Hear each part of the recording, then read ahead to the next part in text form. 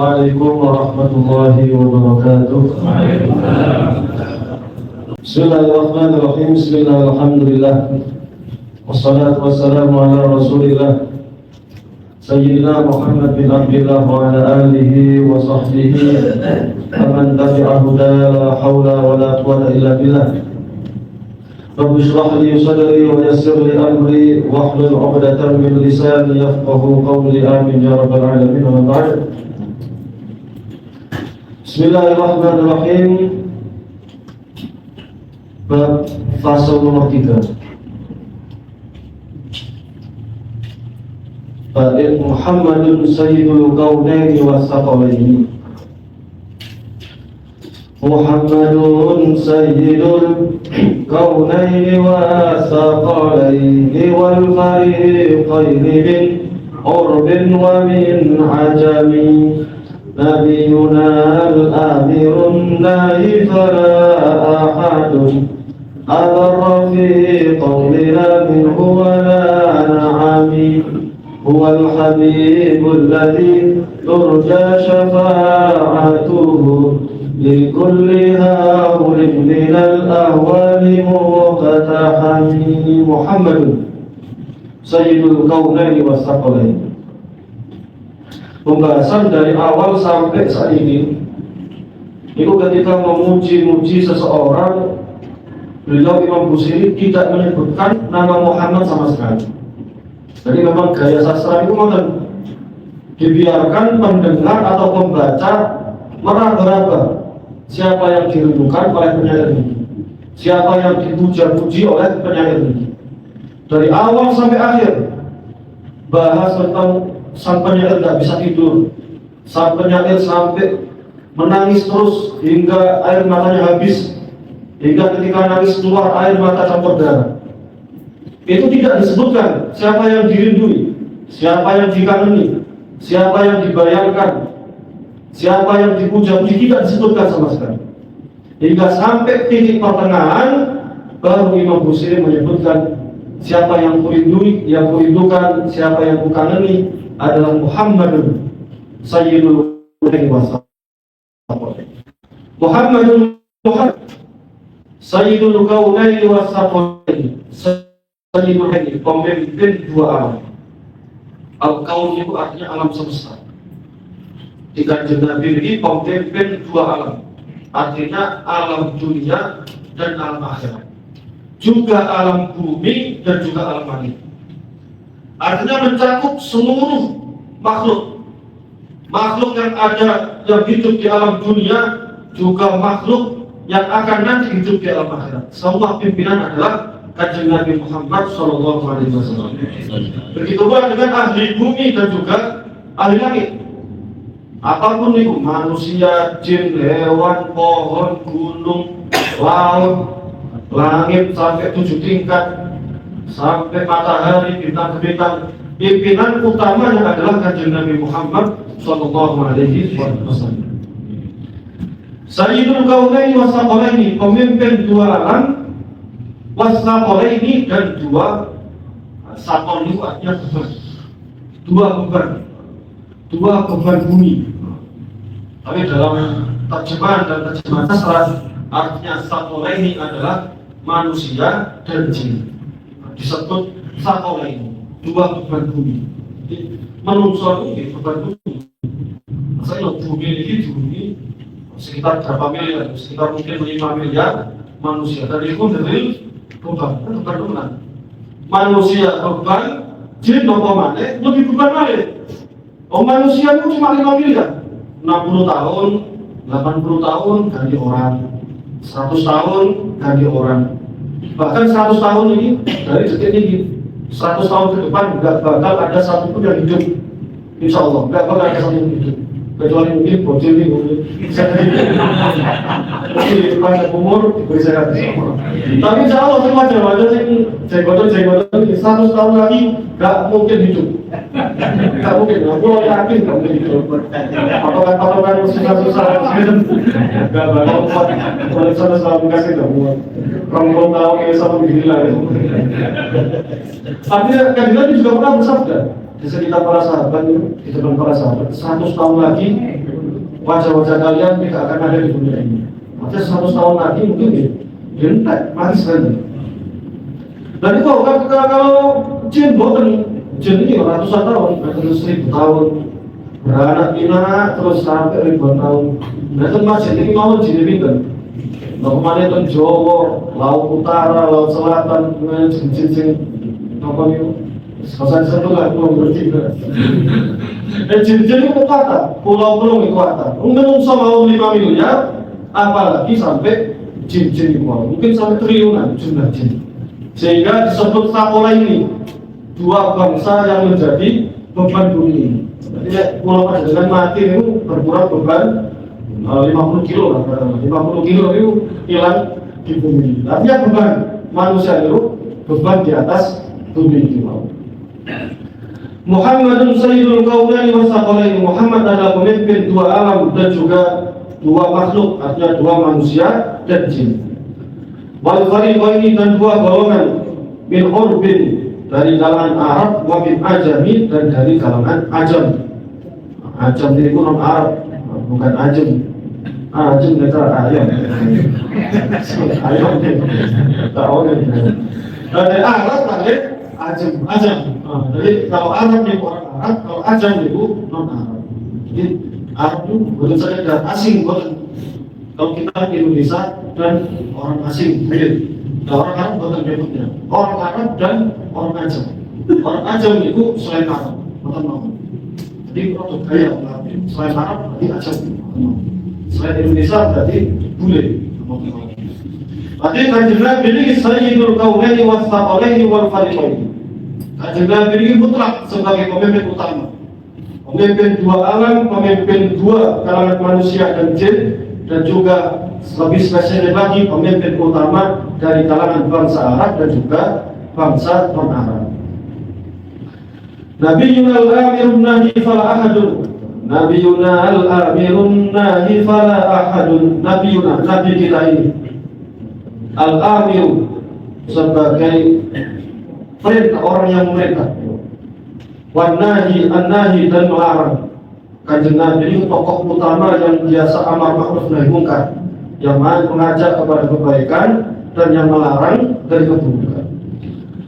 Fala ahadun, maka tidak ada seorang pun abarra yang lebih baik atau yang lebih sayang, yang lebih perhatian, yang lebih lembut fi qaulillah dalam mengatakan jangan atau tidak minggu dibanding Rasulullah wala nami dan tidak juga ucapan dia.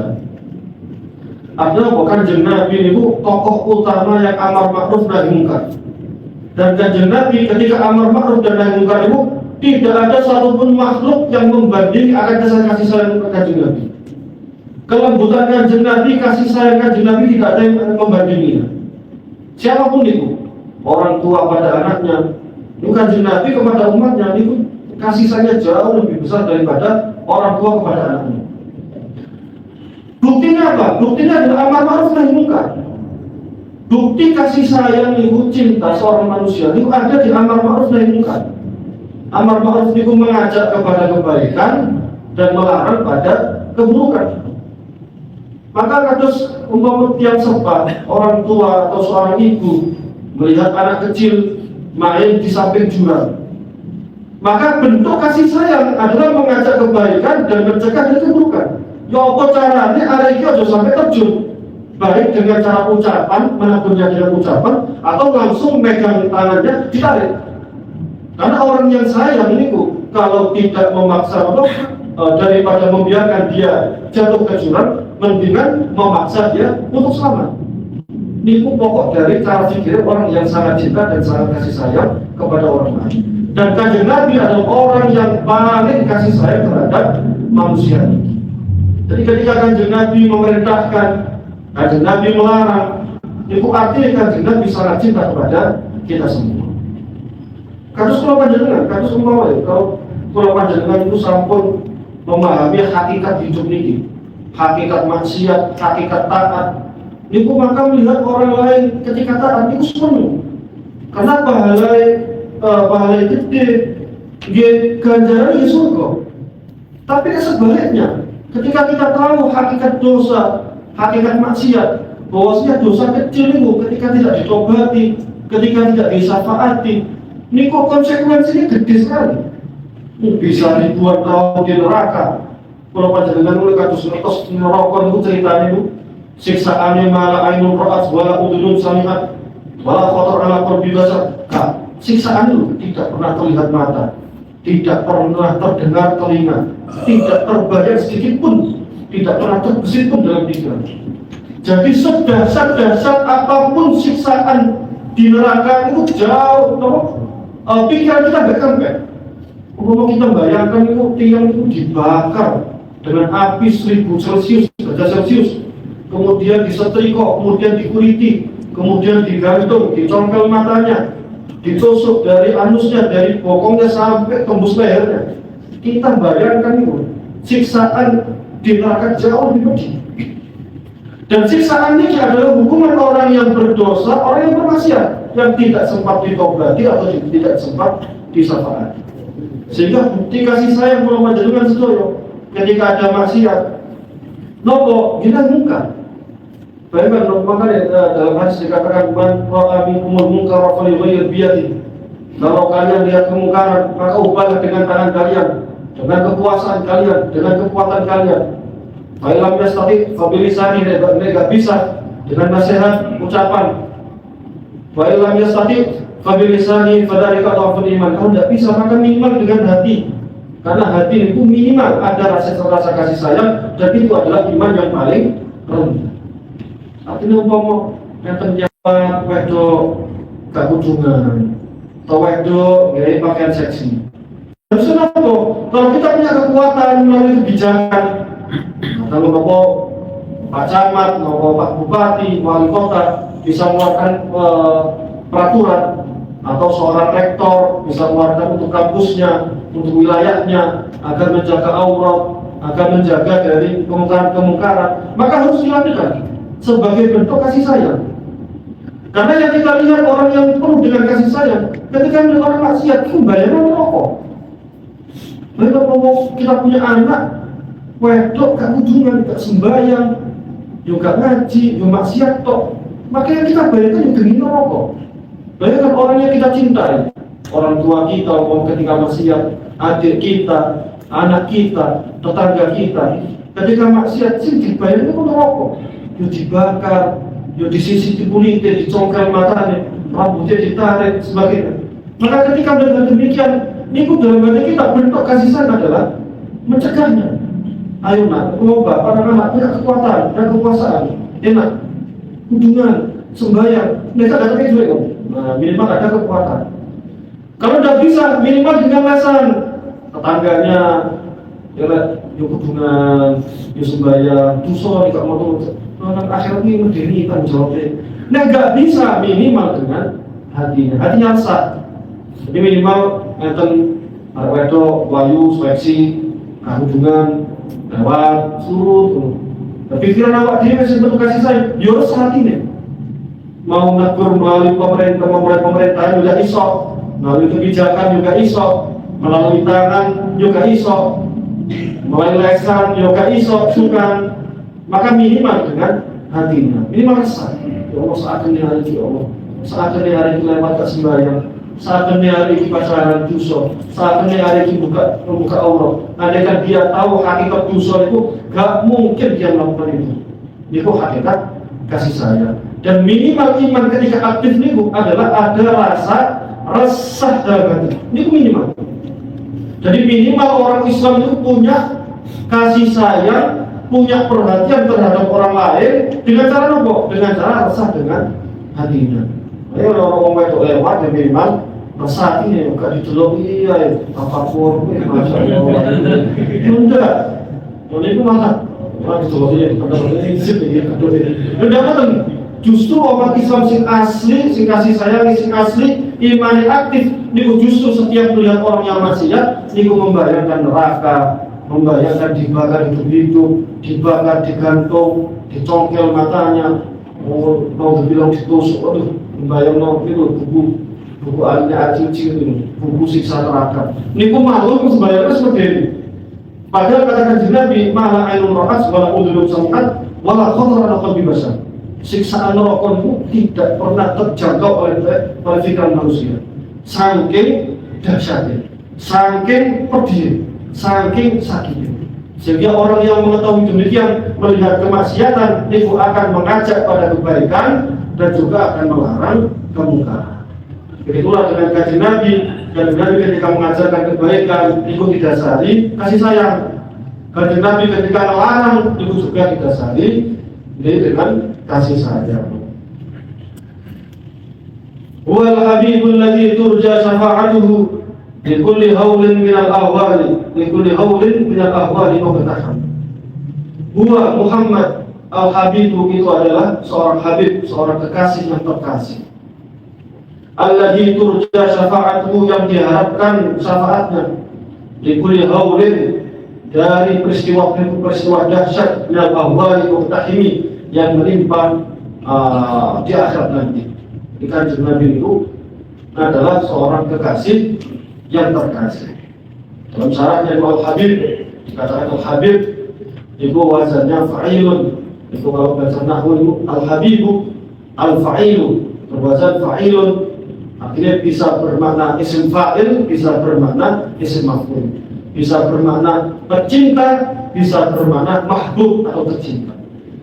Sehingga para ulama itu kenapa kanjeng Nabi dijulukan Al-Habib? Itu karena kanjeng Nabi itu mencintai Gusti Allah dan mencintai umatnya, dan juga dicintai Allah dan juga dicintai umatnya. Jadi mendapatkan dua arah, mencintai umat dan juga dicintai oleh umat. Karena kanjeng Nabi ini meskipun kita kalau kita berjumpa dengan kanjeng Nabi itu mesti cinta, tidak mungkin kan? Hampir tidak mungkin kan? Kalau nggak cinta orang Muslim itu sing sekali kafir, nggak cinta, niku karena didasari kegengsian. Niku sering menjelaskan dalam ngaji tafsir itu bahwasanya orang kanjeng Nabi di zaman kanjeng Nabi mesti yakin ya kanjeng Nabi itu Nabi, mesti yakin. Beda nih wong Muslim, kalau wong sing kafir nih, wong Nasrani, tetap Nasrani nih, Yahudi tetap Yahudi nih, niku kebanyakan kalau gengsi, kalau sungguh gak pengen menjadi umatnya kanjeng Nabi. Abdullah, Pak Mani, gengsi, masa aku jadi umatnya orang aku diri. Wong Yahudi yang bodoh, aku jadi umat kawanan, aku melebu Islam, aku jadi umatnya Rasulullah, aku jadi umatnya Muhammad, aku jadi mana? Umat-umatku malah pindah jadi umatnya Muhammad. Ujung-ujungnya sombong atau gengsi umat. Artinya delok kanjeng Nabi cinta kali umat itu luar biasa. Jangan kan cinta kali sahabat kali umat itu, kali binatang mawon sangat perhatian banget. Kanjeng Nabi lewat ataupun tokuru itu loh, ini untuk kuru langsung parani. Liman hadal jamal. Ini untuk di sopo ini. Boleh. Maka kanjeng Nabi sekali sehingga utai sok, kalau iso sampai kurun di uang. Jadi kalau sudah datang pemiliknya, kamu pemilik hari ini, dikatakan oleh Nabi, intaqullaha fi baha'imikum. Hati-hati kalau hewan-hewanmu, semuanya dimintai pertanggungjawaban. Kamu tunggangi sholihatan dengan baik, kamu kasih makan dengan baik. Kanjeng Nabi itu hewan itu, diperhatikan. Suatu ketika Rasulullah melakukan bareng dari sahabat. Atau kemudian kanjeng Nabi bersama sahabat duduk istirahat. Kemudian ada suara burung teriak-teriak. Maka kanjeng Nabi apa ini? Diparani dengan kanjeng Nabi. Ternyata di situ enten sahabat rombongan kanjeng Nabi ketika istirahat usil. Maka kanjeng Nabi sahabat itu ya enak sih masuk usil berolok-olok. Kalau sarangnya mana ini loh Rasulullah. Usulan. Kalau usulan barangnya buka. Kalau anaknya papa cici itu dijoko cici seret digendongan akhirnya induknya buka kuno langsung coba saya kanjeng Nabi kurung apa ini suara mana digoli kali kanjeng Nabi ternyata apa suara kanjeng Nabi dolangan ini biasa sih ngurung-ngurung manuk itu itu hati-hati juga ketika kanjeng Nabi tapi lagi sahabat itu kok jahil anaknya apa dari kanjeng Nabi? Siapa sih ganggu itu nih? Tuh, dolanan anak ibu. Ini soal ibu yang memperhatikan anak-anaknya. Ini padahal seorang seekor hewan, apalagi seorang manusia. Kanjeng Nabi sangat luar biasa. Dan interaksi Kanjeng Nabi itu kalau menungso, kalau macam-macam dengan sahabat itu sangat luar biasa. Terus Kanjeng Nabi itu kadang dikatakan, bahkan Nabi SAW yang kabul himar. Kanjeng Nabi dia itu tumpahannya himar. Himar itu apa? Kalau dari itu baru binatang kan semua tentu. Kalau dari itu bentuknya muda, tapi cilik. Itu gesok lain dan gesok ngamuk dan gesok apa gitu? Ya gesok guyonan jelas, tapi gesok ngamuk. Dipercuti gak ngamuk, dipercuti gak layu. Jadi melakukan pelan. Dan kalau dari itu alit. Sehingga ketika ditumpahin gesok layu, dia melakukan pelan. Kanjeng Nabi itu melakukan kadang sering lupa keledai. Padahal keledai itu nopo gitu. Corong tumpahan serata yang bawah. Ibarat keledai itu si rodok cilik, dia ditumpahi wong ya manungsa panas-panas mawon. Soalnya bentuknya kuda. Kados keledai itu kados sepeda ontel. Sedangkan bihol itu perkawinan antara kuda dengan keledai akan menjadi bihol sehingga gak terlalu gede, juga terlalu cilik. Itu bihol. Bihol itu nyerodok bisa melayu. Kanjeng Nabi dia sering numpak bihol. Dan numpak bihol bisa melaku. Keledai itu kecil, tapi kuda gede, bisa melayu ke kuda. Tadi itu. Belanja soal zaman dia unta itu nggih kados mobil-mobil mewah. Tergantung jenis unta, kadang jenis unta api berarti mobil-mobil mewah, kados Alphard atau nopo. Ya unta sing nopo bawa barang, kados truk kemauan. Dan kuda mahal. Kuda ini kados sedan. Kalau ngumpul kados sepeda motor lah. Tapi dia kerja kados sepeda motor. Berarti langsung mobil. Orang yang mau kemana yang masalah gede, polisi, kalau berpikir apa? Semua begini dia. Ini harus semua. Kanjeng buatan. Kanjeng Nabi melakukan numpak kendaraan untuk jalan bihol. Ketika ketemu sahabat yang melakukan di mana? Ajaran pun di monggo, enggak. Bayangkan, nopo rasanya goncengan kan?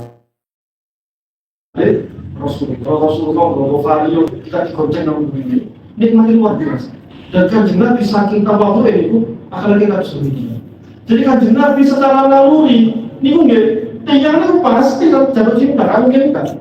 Menjelok fisik yang merupakan kados ngoten, jelok akhlaknya sempurna kados ngoten. Sehingga dijuluki Al-Habib, orang yang kekasih dan juga terkasih. Jadi juga Habib itu karena penyaman itu kan. Nah ini cerita orang Habib itu. Habib ini penyaman atau kamar. Sehingga keturunan Kanjeng Nabi itu dan penyaman itu juga kayak Sayyid itu keturunan Kanjeng Nabi. Tapi kalau Sayyid keturunan Kanjeng Nabi yang alim, pinter, cerdas, keilmuan luar biasa disepuhkan dan soleh, akhlaknya luar biasa, maka baru disebut Al-Habib. Sehingga antara itu Al-Habib itu kecil. Habib Umar, penyaman itu Habib Abdullah Baharun, Habib Abu Bakar, dan sebagainya. Habib-habib itu cuma satu persatu. Jadi keturunan Kanjeng Nabi sing ilmunya sangat tinggi sekali, akhlaknya luar biasa, jadi rujukan masyarakat. Ini baru gelar Al-Habib. Itu gelar Al-Habib.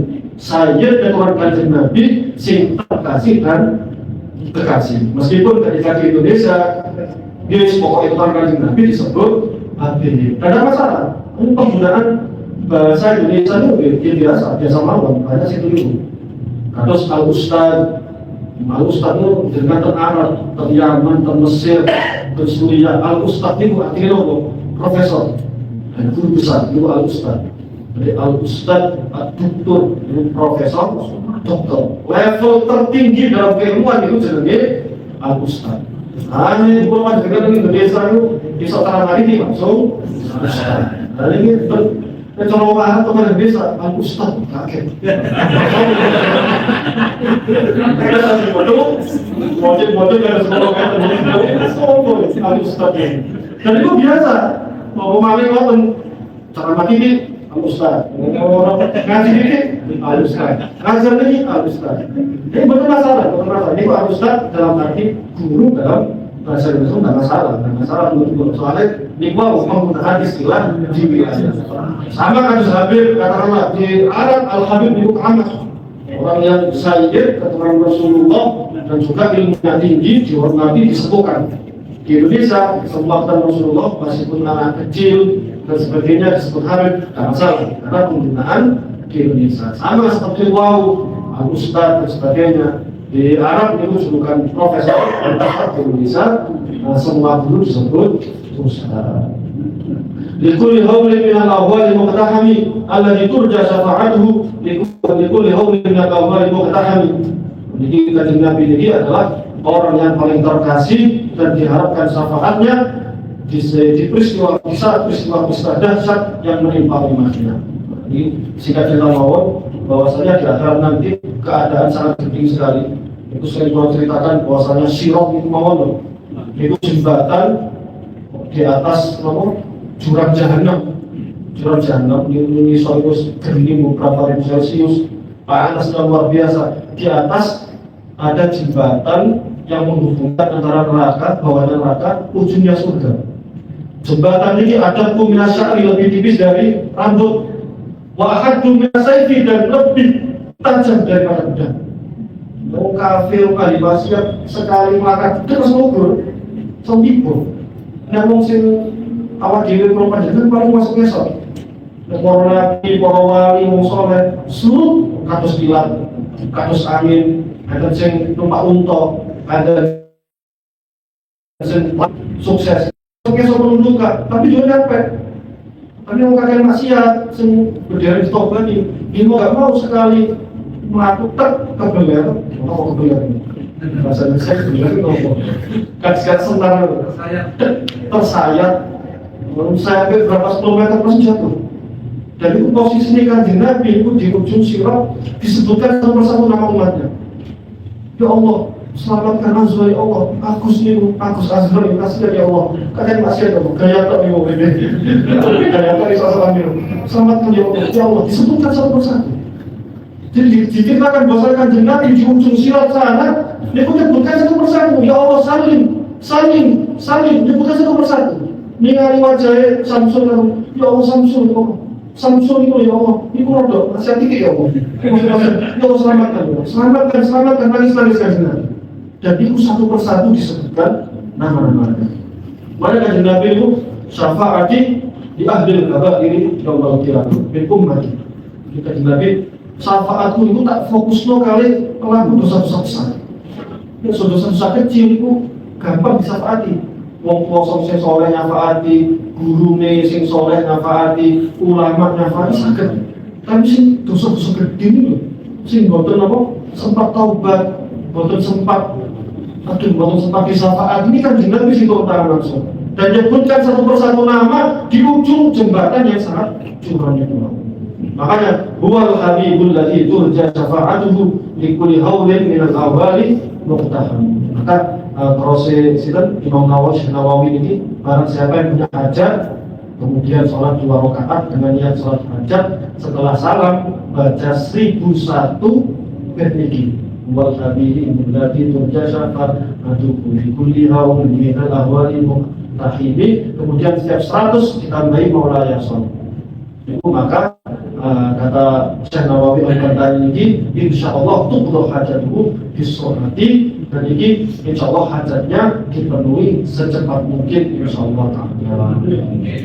Bareng-bareng mau subhanallah 3 kali. Oke, huwal habibul ladzi turja syafa'atuhu li kulli haulin minal ahwali muqtahimi qasidana waghfir lana wa madaya wasi'al karami huwal habibul ladzi turja syafa'atuhu li kulli haulin minal ahwali muqtahimi huwal habibul ladzi turja syafa'atuhu بكل هول من الأهوال مقتحم يا ربي بالمصطفى بلغ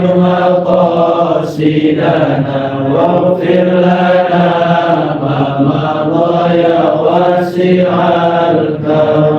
Assalamualaikum warahmatullahi wabarakatuh. Hadis nomor 24 nih. Kita asikin udah nomor lembaran noten untuk sukai insyaallah bulan depan. Dan supaya semuanya tahu hadisnya. Bismillahirrahmanirrahim. Hadis nomor 24. Wa anhu dan Rasulullah sallallahu bahwasanya Rasulullah SAW bersabda, "Umirtu, aku diperintahkan anqatila untuk memerangi an-nasa manusia hatta yasyhadu sehingga mereka bersyahadat bersaksi alla ilaha illallah bahwasanya tidak ada Tuhan yang berhak disembah kecuali Allah wa anna Muhammadar Rasulullah dan bahwasanya Muhammad adalah utusan Allah. Wa yuqimu mereka menegakkan as-salata salat wa yu'tu dan membayar zakat.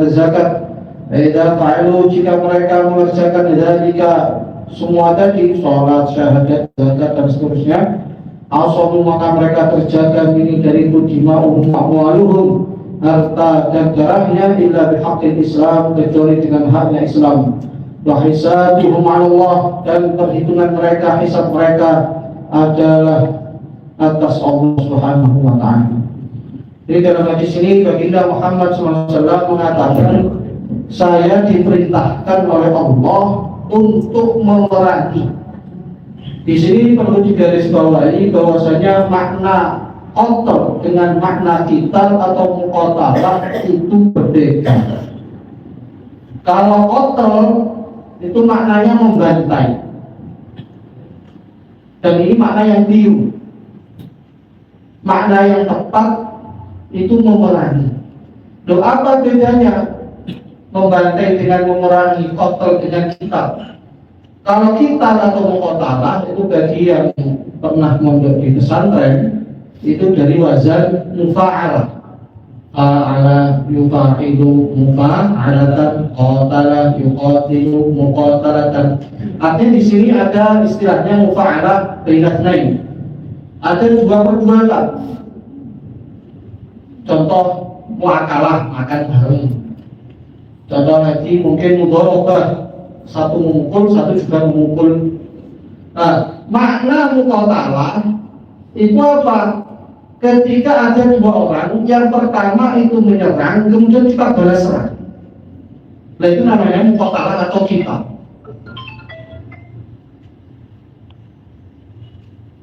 Artinya dalam Islam itu syariat qital atau syariat jihad itu bukan ketemu orang, ayo syahadat, sholat enggak langsung kacau. Kemudian terminal dan itu sholat tuh, zakat tuh, syahadat tuh langsung ditebas selesai. Betul itu tidak sesadis makna qatl. Tapi apa? Kata para ulama, muqatalah di sini ketika baginda Muhammad SAW juga para sahabatnya mengajak umat untuk Islam, mengajak umat kepada Allah, dan kemudian mereka menghalang-halangi dakwah ini, atau mereka justru mengganggu atau menyerang dakwah. Nah, ketika itu barulah Islam diperintahkan untuk memerangi kembali orang-orang yang menghalangi dakwah. Sehingga kata para ulama, konsep jihad dalam Islam itu difa'i, mempertahankan diri, bukan invasif. Kayak apa-apa ujuk-ujuk nyerang, kayak apa-apa ujuk-ujuk jajah. Bagaimana itu? Ketika kita dakwah kemudian dihalangi, kita nasihati baik-baik, kita ajak baik-baik, ya mau barulah kita bergerak. Kalau analogi enaknya itu mirip damkar, pemadam kebakaran. Andaikan ini korban kebakaran dan belakang Beko, di belakang sana ada kebakaran, terus damkar Beko, ujuk-ujuk bagi kang siji ini dihalangi yang tiko. Ayo, dia akan ini yang tiko. Folio disemprotin, nek gak usah disemprot diri itu boleh, hukum internasional nih. Kok ada pemadam kebakaran dihalang-halangi, maka boleh ditabrak. Kalau dampak kok parkir mobil mau ditabrak, betul apa? Karena apa? Demi menyelamatkan nyawa yang jauh lebih banyak daripada yang lain. Bahkan ada 1000 nyawa yang harus dijaga, diselamatkan. Kemudian di tengah jalan ada 1-2 orang gabung. Ditabrak wonten di kalangan tiyang kalih, tinggal kalangan emonan. Nah itulah jihad dalam Islam. Lalu dalam Islam boten wonten cerita Kanjeng Nabi ujug-ujug nyerang perang Uhud, perang Badar, perang Khandaq, perang sedaya sing dilakoni Kanjeng Nabi, semuanya sifatnya difa'i, mempertahankan diri. Oleh karena itu banyak ulama yang mengatakan di sini bukan aku diperintahkan untuk membunuh atau memerangi secara literal, tapi apa? Aku diperintahkan untuk memerangi orang-orang yang menghalangi dakwah, memerangi orang yang memerangi kita duluan. Itulah makna sesungguhnya dari muqatil. Mari pakai bahasa muqatil. Beda lagi kalau umpama redaksi hadisnya umirtu an aqtulan nas, baru Anda boleh katakan Islam itu radikal. Tapi redaksi ternyata dalam semua hadis nggak ada yang umirtu an aqtul, nggak ada. Semua menggunakan umirtu an uqatilah. Di Al-Quran juga sama uqatil.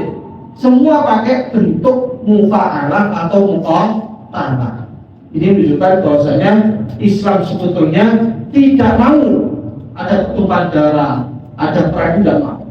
Tapi ketika ada keadaan yang memaksa untuk bertempur, ya harus.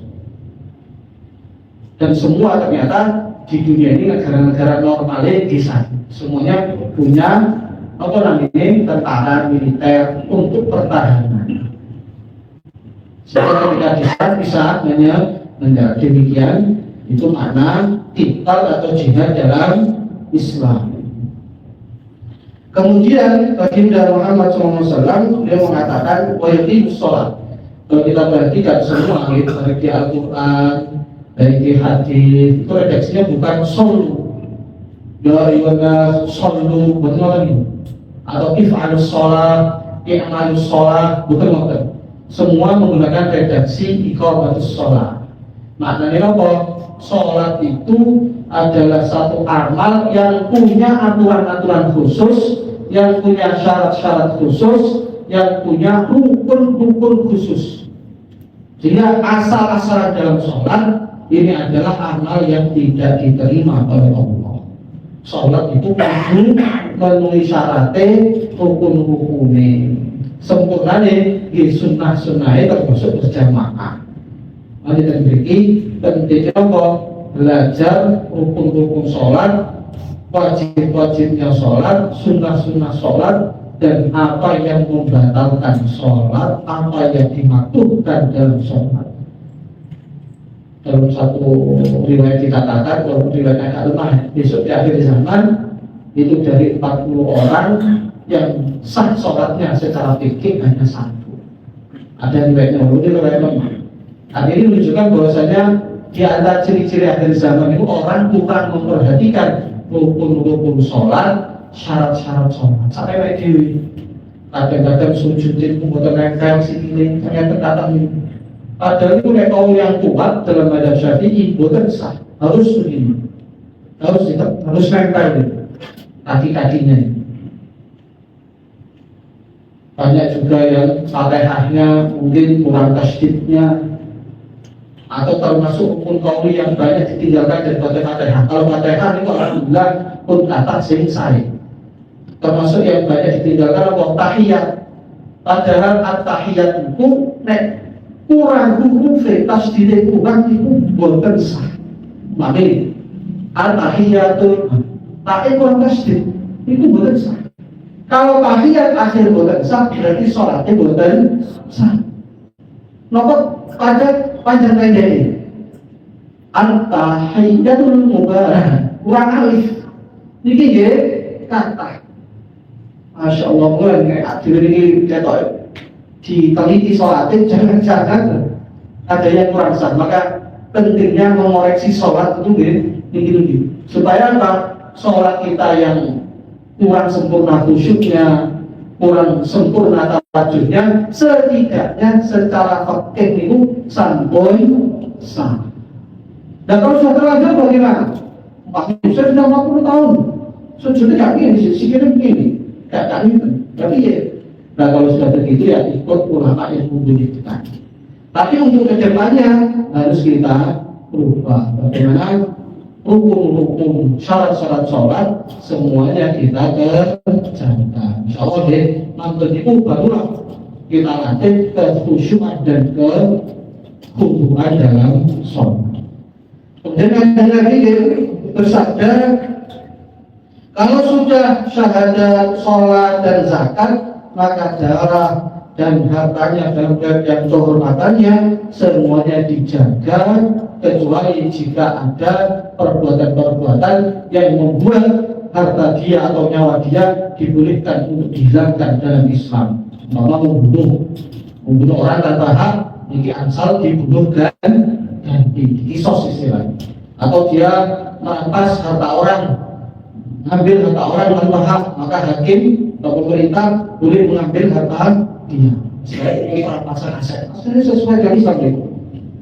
Karena memang ada haknya. Tapi kalau tidak ada haknya, ujuk-ujuk jangan ambil atau ujuk-ujuk jangan bunuh, ini boten ansal. Dan ini juga menunjukkan bahwasanya secara hukum asal, secara hukum zahir, kita menghukumi semua orang yang syahadat membaca asyhadu an la ilaha illallah Muhammadur Rasulullah sebagai orang iman dan Islam. Walaupun secara zahir amalannya tak kaya Islam. Umpamanya, dari Islam syahadat mengakui kanjeng Nabi Muhammad sebagai utusan Allah, tapi tasik mendem, tasik melek, tasik korupsi, tasik judi, makan babi, itu semuanya tidak mengeluarkan dia dari Islam. Nggak boleh kalau dia kamu hidup ini Islam murtad kafir ya, mau transa, mungkin dia ziarah kubur ini nggak kubur kafir, ini buatan ansal. Pokoknya kafir secara zahir dia masih menyaksikan bahwasanya dia ada Tuhan selain Allah, Muhammad adalah utusan Allah, maka dia adalah walaupun mengikatkan rokok, kemudian ini urusan Gusti Allah. Tapi yang jelas secara zahir tidak boleh kita keluarkan dari Islam. Dari pendapat Ahlussunnah wal Jamaah, termasuk Imam Asy'ari di satu wafat dia mengatakan la kafir ahlul kiblat. Pokoknya wong kok sik nyembah Gusti Allah ngadep kiblat, la ilaha illallah Muhammadur Rasulullah, sak sesat-sesat akidahe tetap Islam. Dan ini penting. Jika kita tidak memudahkan untuk mengkafirkan atau mengeluarkan saudara muslim kita dari Islam. Bahkan Ibnu Taimiyah sendiri, panutan yang sing gampang ngafirke, ampun nih, Indonesia jenenge Wahabi niku. Niku panutane namine Syekh Ibnu Taimiyah. Kata muridnya Imam Zahabi dalam Syiar Alam Mubarak di akhir hayatnya, Ibnu Taimiyah juga mengatakan la kafir ahlul kiblat. Oke, wong sing ngadep kiblat, wong sing cek salat apa meneh? Wong gak salat sebelum asyhadu an la ilaha illallah Muhammadur Rasulullah niku tasih Islam, apalagi yang sholat. Kalau hanya sekedar di kuburan tawasul dan boleh kita keluarkan dari Islam. Sesuatu yang paling bahaya di dunia ini ada mengeluarkan saudara muslim dari Islam atau istilahnya takfir. Aku lihat kamu kafir, korupsi itu kamu kafir. Islam korupsi satu lingkungan kafir itu beneran salah. Selama orang itu masih meyakini la ilaha illallah Muhammadur Rasulullah, dia adalah orang Islam. Tapi bukan berarti terus yang merokok langsung boten merokok langsung boten. Dia tetap itu mau nek boten disepuro Gusti Allah, dia mampir diluk yang rokok. Cuma diluk rokok dan iku benten kali diluk dunya. Soalnya sedina ten akhirat niku kaya alfin sana 5 tahun. Kaya 1000 tahun. Akhirnya jumlahnya kaya minimal hukuman ini 1000 tahun. Lumayan Pak 1000 tahun. Itu jelas 10 tahun ya, tak perlu rasanya. Nah ini 1000 tahun. Binti kita selamat binti. Ya, kemudian hadis berikut ya. Lalu mangkal inal iman. An-Nabi Hurairah radhiyallahu taala anhu, anna Rasulullah sallallahu alaihi wasallam qala, Suila, dari Nabi Abu Muhammad SAW ditanya, ayyul amali afdal? Apakah amal yang paling utama? Qala baginda Daud, iman billahi wa rasulih, iman kepada Allah dan Rasulnya. Ila, ditanya lagi baginda Nabi itu mamaza. Kemudian apa lagi ya Rasul? Qala al-jihad fi sabilillah. Itu jihad di jalan Allah. Ila itu mamaza. Kemudian ditanya lagi qala hajjun mabrur, haji yang diterima oleh Allah. Dan haji Nabi itu Pak, biasanya ditanggleti para sahabat amal apa sing paling utama? Jawabane boten pernah padha. Kadang-kadang haji Nabi, apa amal paling utama? Jawabane haji Nabi salat. Pernah ditanya lagi, ya Rasulullah, apa yang paling utama? Jihad. Pernah juga ditanya apa amal paling utama? Birrul walidain, berbakti kepada orang tua. Ada yang ditanya lagi, ya Rasulullah, apa amal paling utama? Menangis di malam hari. Kadang-kadang ditanya, apa amal yang paling utama? Sedekah. Loh, kenapa beda-beda? Kata para ulama, konten tergantung si penanya. Dengan Nabi itu kadang-kadang bukan kadang, sering bukan sakit malah itu. Itu loh, kayak ini sing takut ini sholatnya harus api ini. Tapi saudaranya kurang untuk beli. Makanya kadang-kadang, ya Rasulullah, apa yang paling utama? Sedekah. Karena Nabi tahu sholatnya sudah bagus. Kadang-kadang sedekah senang sedekah, bagi-bagi hadiah, bagi-bagi sembako, tapi nggak tahu sholat. Ini kira takut aja Nabi mesti dijawab, apa yang utama? Sholat. Kadang-kadang sholatnya saya sedekah saya, tapi kali mengkuari rodok double. Ini rodoknya nih. Mengkuari kita cek malah ngidul. Mengenalon malah ngulon. Kalau mengkuari bosoknya kasar. Kalau mengkuari gini-gini. Mengkuari kak. Tak kadang-kadang malah. Nah ini ngomong jamiatan ini naik tanggalnya juga dia Rasulullah apa yang terbaik birrul walidain. Di kanjiran itu tanya memang dilihat biasa bisa ini wal akhwat. Nah tapi untuk masalah ini boten niki afdholiyah hakikiyah. Keutamanya memang ini paling utama sih paling benar. Nopo iman billah wa rasulih. Kalau semua tadi keutamanya secara nisbah, secara majas. Karena apa? Sejatinya yang paling penting memang iman kepada Allah. Iman pada Allah itu perkara sing terpenting ning dunia ini. Wong api kaya apa kok mboten iman terus Al-Qur'an haba'an manthura. Wa qadimna ila ma 'amilu min 'amal faja'alnahu haba'an manthura. Api kaya apa amale jasane bangun negara, bangun gedung, bangun jembatan, bangun dalan, bangun iki, bangun itu kok mboten iman ning Allah Rasul haba'an manthura. Boten nilai ini. Kalau dibalas mungkin dibalas dunia. Pokoknya akhir untuk Tuhan siksa, tapi tetap di neraka selama-lamanya. Mari kunci daripada seluruh amal adalah iman. Terus saya matematika iman ongkos siji ya. Sebagai ongkos nol itu tidak ada artinya jika tidak ada angka 1. Jadi tidak ada angka 1, barulah 000 itu konten nilai ini. Amal satu angka 1 adalah imannya. Jika imannya sudah beres, insya Allah amal mawon itu mungkin dihitung kebaikan kalian Gusti Allah. Makanya yang itu iman dalam banyak hadir susah kesandung waktu kena mawon beli sekedik mawon itu sudah menjadi amal. Tapi yang itu buatan imannya, bahwa itu bangun 1000 rumah sakit, itu buatan artinya, buatan dinilai amal kalian Gusti Allah. Tapi ya Pak, membangun kayak rumah sakit manfaat kok gak dinilai. Ini gampangannya kados ngeten, jenengan bangun rumah sakit kuwata tapi tanpa izin pemerintah. Itu kira-kira kalian pemerintah diuji apa malah dibongkar rumah sakitnya? Dibongkar. Jenengan mungkin bangun rumah sakit gak ada izin rumah, gak ada izin RT, gak ada izin bupati, langsung bangun rumah sakit saya itu ngilin satu rekor. Dibongkar oleh pemerintah. Khususnya bangun bendungan. Apa yang bendungan aku? Itu tak sebenarnya jadi bendungan tanpa izin pemerintah. Kira-kira ditonton atau malah dibongkar? Dibongkar. Nah itulah gambaran iman kepada Allah.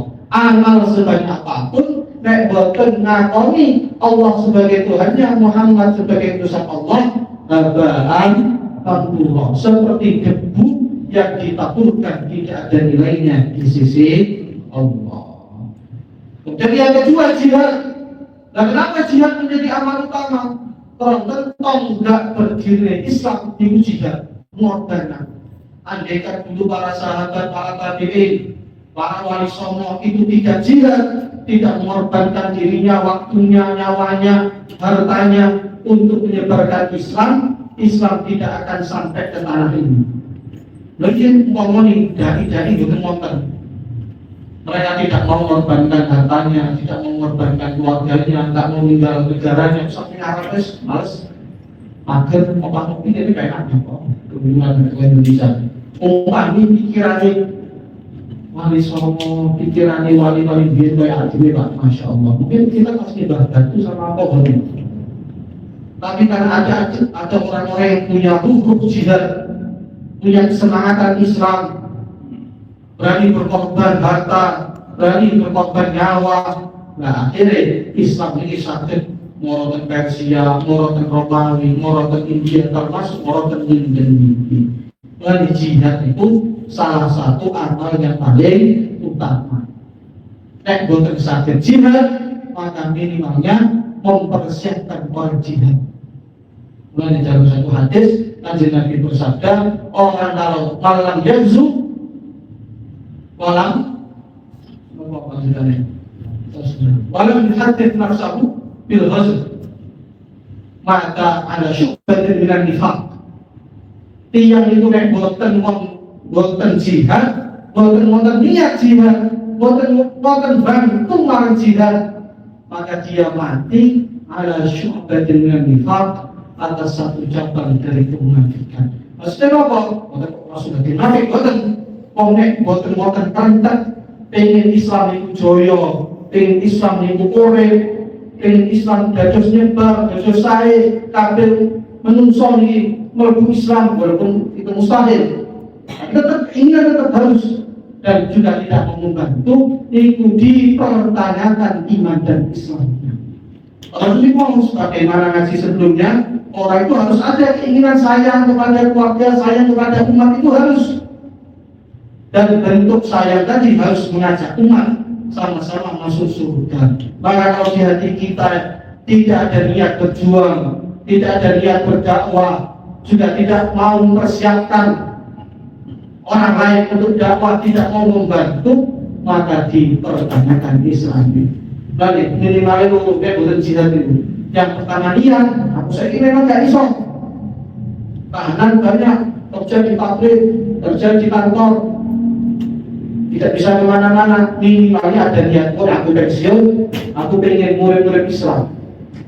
Atau minimalnya yang kedua, membantu orang yang jihad. Wonten mahasiswa kesaingan atau masjid-masjid dakwah atau hubungan dakwah. Ini ada yang mau dakwah di mana? Ke Papua. Tak biayai, walaupun 1 juta 500.000.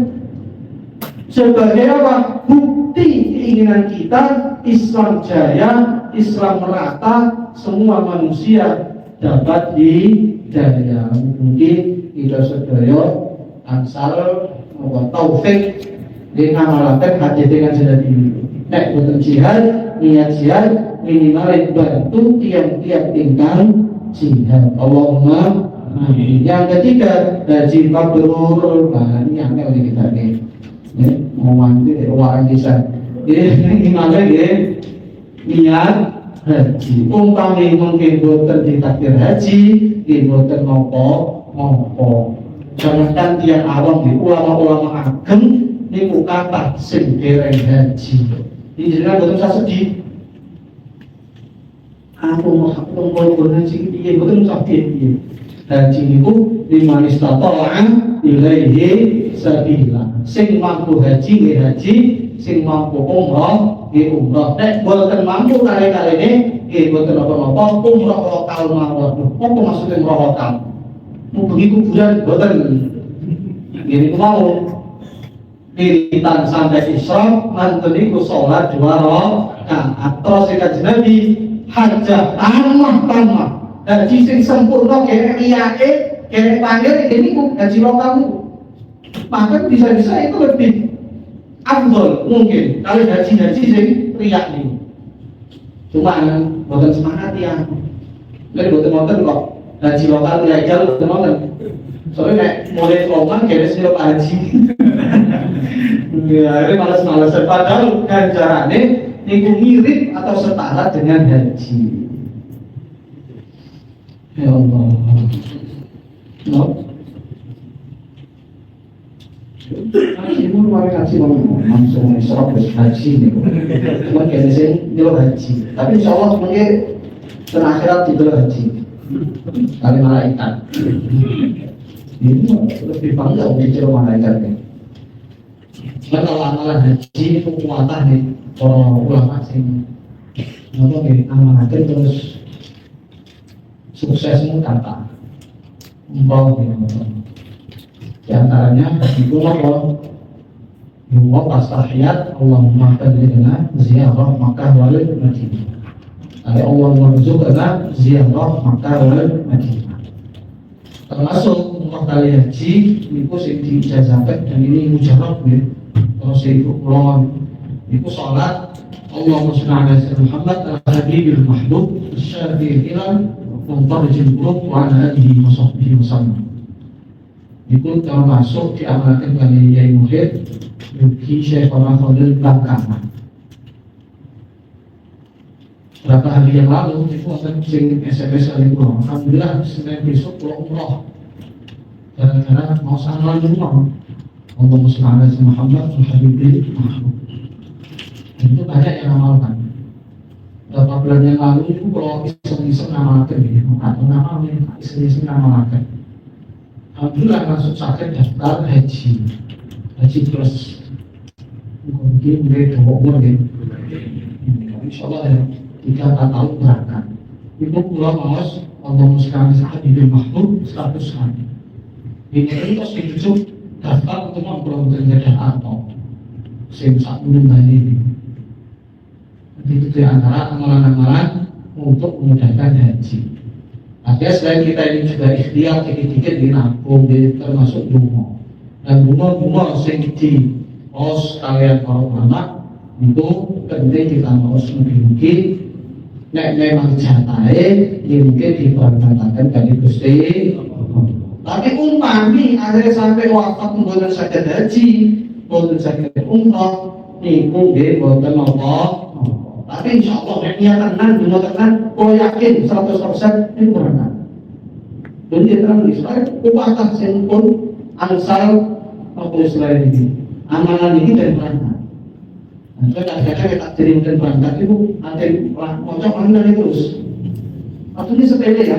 Pokoknya sih tahiyat. Allah warzuqna ziyarah Makkah wal Madinah. Jadi kan gampang. Tapi nek gak takdirin tanah ayat, kok aneh Pak. Tahiyat susunan kota ya, sudah doang. Mungkin kita sedaya di Sukai Rizki berangkat di Ziyarah Makkah Madinah ini umrah. Allahumma ini terakhir satu hadis masih kuat nih satu hadis ini. Jadi tak kuat ini ngomong. Soalnya ngaji ini di makan lama, di makan cari itu ada ya. Sering ya. Masya Allah. Bismillahirrahmanirrahim. Hadis 26. Al-Sa'ad ibn Abi Waqqas dari Syekh Sa'ad bin Waqqas radhiyallahu anhu anna Rasulullah SAW a'tarahta. Beliau memberikan banyak harta kepada sekelompok orang. Wasa'dun jalisun sedangkan Syekh Sa'ad jalisun. Kalau maka meninggalkan Rasulullah SAW rojulan seorang laki-laki dua aja wilayah yang dia paling aku cintai, paling aku sukai. Aku itu maka aku bertanya sehingga saat ya Rasulullah, mana kalian bulan? Mengapa kau tidak memberi ulang itu harta? Allah ini Allah mukminah, dia termasuk orang yang sangat iman. Atau dia mengatakan dia seorang muslim betulan ya Rasulullah. Masakan tu qalilan maka kemudian diam. Pembawalan dari ma'adun minhu aku terima lagi. Kemudian aku gak tahan untuk bertanya lagi. Jadi Kanjeng Nabi waktu setelah peperangan banyak dapat hantaran pasan dan beliau itu banyak ngasih orang. Ini kasih berapa ribu kambing, berapa ribu onta. Termasuk dalam komen Kanjeng Nabi jor-joran. Ada Aqqab bin Habis dikasih 100 onta. 100 onta itu sekarang pinter-pinter. 1 onta 20 juta. 30 juta. Berarti 3 miliar. Ada yang dikasih 5.000 kambing. Abu Sufyan bin Harb, ada yang dikasih ratusan kambing. Mereka Nabi jor-joran. Sampai Abu Sufyan ketika itu ini gak Nabi, gak akan soal ini. Ubah kok soal dalam jor-joran. Soalnya berarti yang itu biasanya tambah suki kan tambah pelit. Kan kaidah umum dulu ke 1.000 itu saudara sekretari sakit tiang itu 1.000 ini jadi sakit tiang. Tapi yang masuk di 10 miliar coba jangan sila 5 miliar gak ngarawani, gak kagel. Dia mau tadi tiang tambah suki tambah uji melarat. Tapi yang melarat biasanya tambah biasa kaget. Biasa tambah beli malah. Tapi yang masih duit 100 miliar, nanti saudara 50 miliar, betul ngarang lagi. Dan Kanjeng Nabi itu lucu. Pas sugi-sugi Kanjeng Nabi, nonton hubungan itu masuk hartai Nabi, ratusan untuk orang kudus lah. Kudus gunung-gunung. Nah, Kanjeng Nabi waktu itu bagi kalian yang kurasi jor-joran. Aqqab bin Habis, kamu suka unta? Ya Rasulullah, saya paling suka unta. Itu 100 ambil. Ada sahabat, aku kayak wedhus ya, itu gunung itu kayak gunung isi lagi saya wedhus, gunung kakek boleh. Soran luar biasa. Saya Abu Sufyan gunung ini gak nabi gak ini lagi, mesti ada pertimbangan. Pokoknya soran itu. Nah tapi ada satu sahabat yang gak dikasih, padahal setara sama-sama orang Quraisy. Sehingga saat Abbas sih, ya Rasulullah, itu yang iman. Maksudnya itu juga munafik kok gak dikasih. Itu yang muslim. Kanjeng Nabi kan bahwa diam saja. Di mana kan punya Rasulullah membuatkan jenengan kayak ini ya, bahwa ini lawan punya itu iman. Kanjeng Nabi masih diam. Sampai 3 kali dia minta saat ini lahoti ya Rasulullah wa khairu wa habbu ilayya minhu fasyata ayatullah finnar. Di saat aku iki orang mulai dekne bukan berarti aku gak seneng. Justru kadang-kadang aku mulai ngomong duwe kuwi krana aku wedi nek gak diwehi ke jungkel nang neraka krana mutak sangka Islam. Artinya buat Kanjeng Nabi itu kadang-kadang pendidikannya aneh. Kalau orang normal pendidikannya itu kan dikasih materi. Coba umpamanya ngaji ini kalau bagi-bagi duit 1 juta, kira-kira sing tak paling sampai ke jenjang umum gitu. Soalnya senengnya dia lebih suka diberi. Dan Kanjeng Nabi kadang-kadang malah sing paling diseneng Nabi malah gak dikai duit kalau Nabi. Dan ada beberapa sahabat itu malah gak dikai apa beras pedus izin betul. Sing liyane 1.000, 5.000, 500. Ari protes Rasulullah itu gak dikai. Dikatakan jadi iki wong sing wis kuat imane gak perlu diwehi. Dan yo kalau gak dikai iku kok malah nentang. Malah gak ngaji, malah ngalih, malah neraka. Itu luar biasa Kanjeng Nabi itu. Semakin cerdas malah semakin betul diwehi. Nek pejabat saya kan boten. Sing semakin cerdas, wah, borongan langsung. Komisaris double 5. Gitu. Nek Kanjeng Nabi boten, sing paling cerdas malah boten dikaya apa-apa. Iki paling cerdas ning aku berarti iki iman atine apik, tidak Gusti Allah. Wis gak kaya apa-apa. Dari fungsi tokoh-tokoh Quraisy atau bin Habis misalnya itu si laki-laki tulisan baru diwaris sing mau wedhus 5.000 wedhus 1.000 unta 100. Nah, ini menunjukkan bahwasanya materi itu sekali lagi bukan standar kesuksesan. Kita itu kan kalau lihat orang wah itu sukses lebih berapa ya? Mobil apa? Hanya tuh, delok sing malas ada duit mesti uang malas memang itu secara rokat. Kita melihat ahli ilmu nggak ada gitu juga, dalam kiai dan mobil pakai gagal langsung dulu sopan cium tangannya, masya Allah. Kiai ini gue kontel ngomong gak dijaji ngerti gue, kalau sih salaman, kalau sih minta selfie kan, aku tak selfie gue ini memang. Itu masya Allah itu adalah kesalahan kita semua.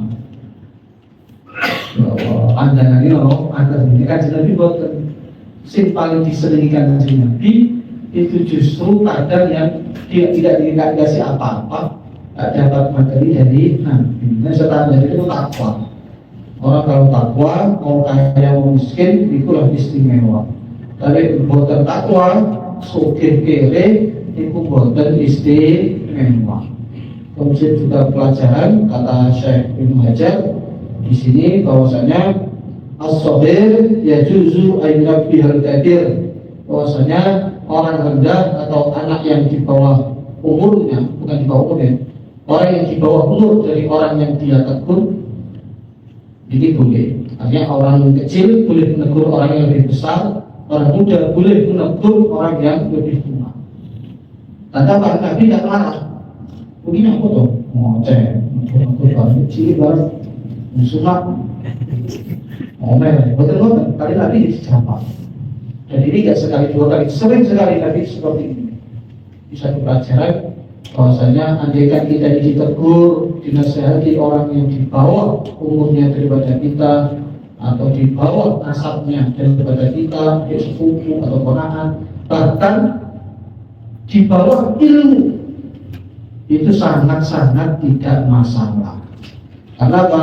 Baginda Nabi ketika diingatkan atau ditanya oleh sahabatnya, beliau tidak marah. Padahal beliau itu tidak ada bandingannya, segi ilmunya, segi kedewasaannya, segi amalnya, apalagi kita. Jadi tidak ada kok, ini sopo kok berani.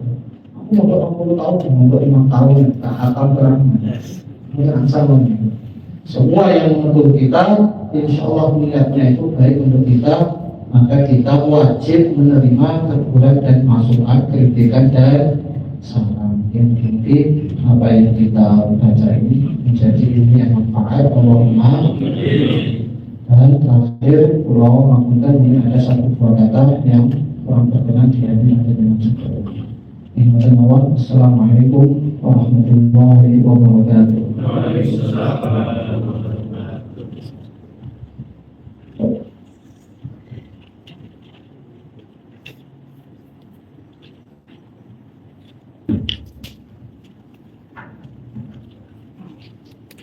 بسم الله الرحمن الرحيم. اللهم صل على سيدنا محمد وعلى ال سيدنا محمد كما صليت وسلمت وباركت على سيدنا ابراهيم وعلى ال سيدنا ابراهيم في العالمين انك حميد مجيد.